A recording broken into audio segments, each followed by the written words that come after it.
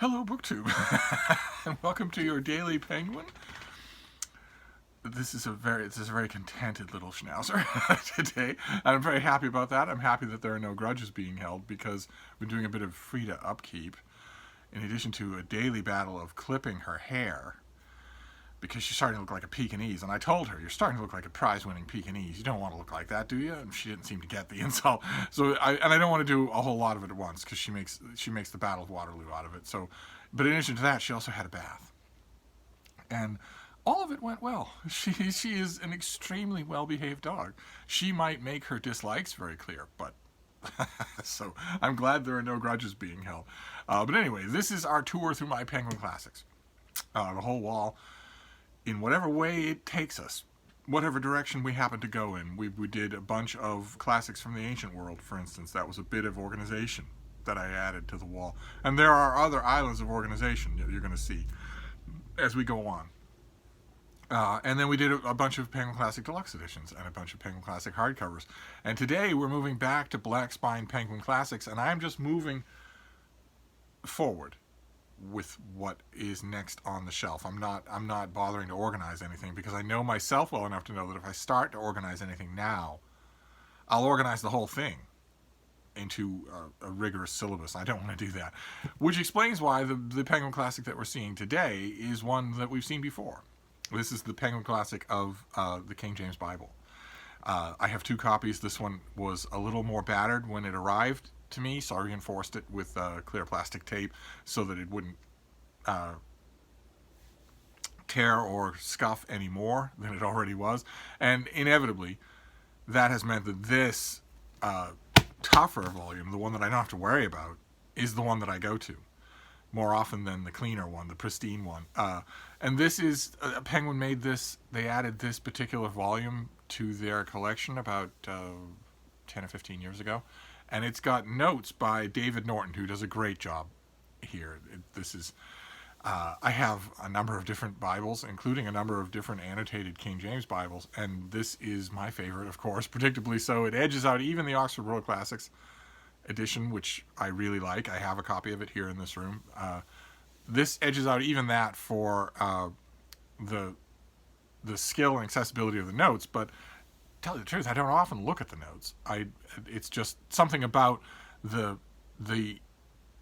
right simplicity of having a black spine Penguin Classic of the Bible is so appealing to me. It's something that I waited for such a long time that I tend to go for this. If I'm looking for something, I tend to grab this off the shelf. Although I will admit, in the year 2020, that often the need that once upon a time had a King James Bible right on my work shelf, back when I had a work shelf, back when I had a manual typewriter, so that if I'm writing something, there was no internet. So if I'm writing something and I need to know when Lord Chesterfield lived, or when the exact publication was of Montaigne's essays, or how a piston works, or was something like that, or a particular reference in the Bible, or any other work, the seminal works like the Bible and things like that, but also Brewer's Dictionary of Myth and Fable, Bartlett's Familiar Quotations. I had to have a library of all of that stuff, and it had to be within reach of my manual typewriter at my desk, because you don't want to slow down. If you're me, you don't want to slow down. If you're writing a review of something and you need to check something, it's fatal to have to get up, go into another room, and hunt for that thing, because you'll end up, you're a book person, you'll end up wandering around in the books, and while the assignment sits in your typewriter.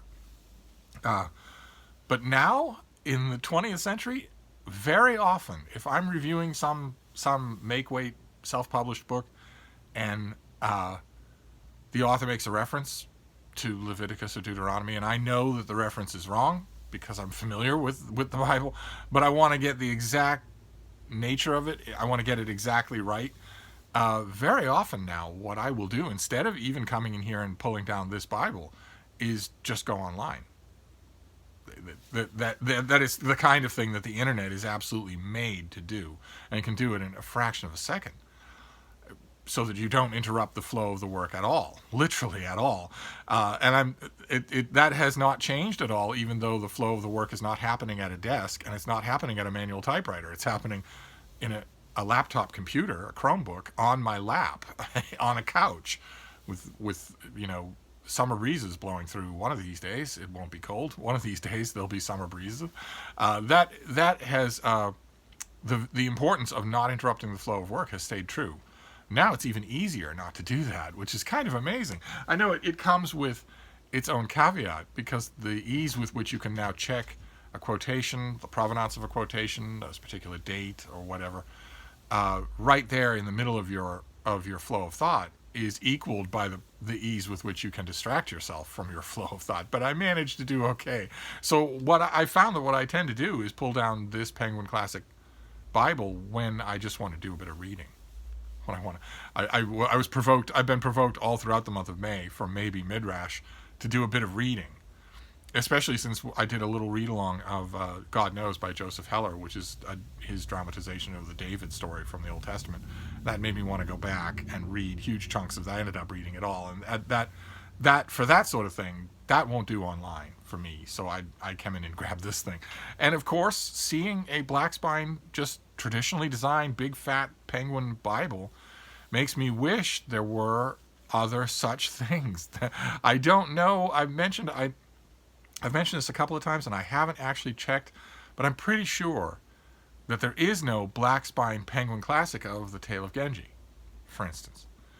I'm pretty sure there is no black spine Penguin Classic of Homer, both the Iliad and the Odyssey in one volume.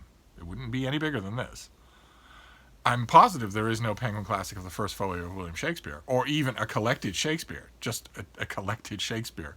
There's no big fat black spine Penguin Classic of the Oxford Book of English Verse in any of its illustrious editions, and on and on. So seeing that this exists pleases me no end. So that is your Penguin Classic for today. Your Daily Penguin is the mother of them all. This is the book, the Bible. I'm going to put it back on the shelf, and maybe a tiny bit of neatening and straightening. Maybe I will put this right next to the other copy that I have, so they're not wandering around separate from each other in the same Penguin wall. But that's the most I'll do. I'm not going to organize any more than that. So I'm going to wrap this up for now. That is your Penguin Classic for today. Is of course a recommend. And I will see you tomorrow. Thank you, BookTube.